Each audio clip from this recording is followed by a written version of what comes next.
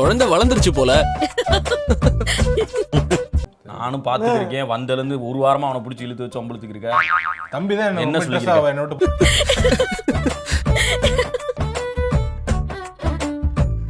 இந்த நாயதான் மாப்பிள்ள நான் பார்த்தேன்.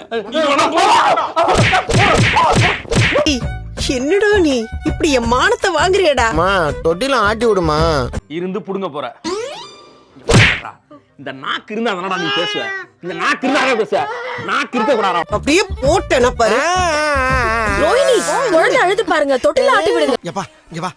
ஏற்கனவே நான் பட்ட அவஸ்தை பத்தாதா மேற்கொண்டு நீ வேற கரண்ட் கம்பியில கோர்த்துட்டு போறாரா மாப்ள. என்ன பண்ற? அவர் ஃபீல் பண்றாருல. அச்சுதே என்ன பண்றீங்க? விடுங்க. என்ன? டேய் வேணாண்டா. டேய் வேணாப்பா. சொன்னா கேளுங்கய்யா. கொஞ்சம் மனநல சரியில்லாதவரு. என் ரூம்க்கு வரக்கூடாதுன்னு சொல்லி வச்சிருந்தேன் சார். நான் ஒரு முளை கயிறு தருகிறேன். அதை வாங்கி கொண்டு போய் ஒத்த புளிய மரத்தில் தூக்கில் தொங்குங்கள். டாக்டரே பாக்கலப்பா. என்ன சொல்ற? ஆமாப்பா. என்ன சொல்ற நீ? உனக்கு ஏதாவது புரியுதா?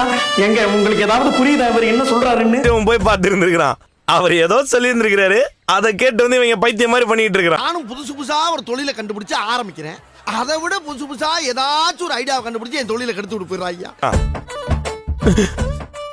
என்னது டாக்டர் இல்லையா? இதை ஏன் முதல்ல சொல்லல? ஒரு ஆம்பளை கதறி கதறி அழுதுகிட்டு இருக்கே, அள வச்சு வடிக்க பாக்குறேன். அதான் அந்த டாக்டர் சிரிச்சுக்கிட்டே இருந்தாரா? இவன் மூஞ்சியும் முகரையும் மாட்டின் கொம்பு போல் மீசை வைத்தால் மட்டும் போதுமா? ரொம்ப பயலே. அம்மா தொடுங்க. இங்க வாடா. சிங்கம் பண்ணிட்டு கொஞ்சம் கூட மூளையே இல்லையா? ஏதோ தெரியாம மட்டுமா சும்மா இருக்காது சொல்லுவாங்க. அதனாலதான் சொல்றேன், உங்க வாயை வச்சுன்னு சும்மா இருக்க மாட்டீங்க.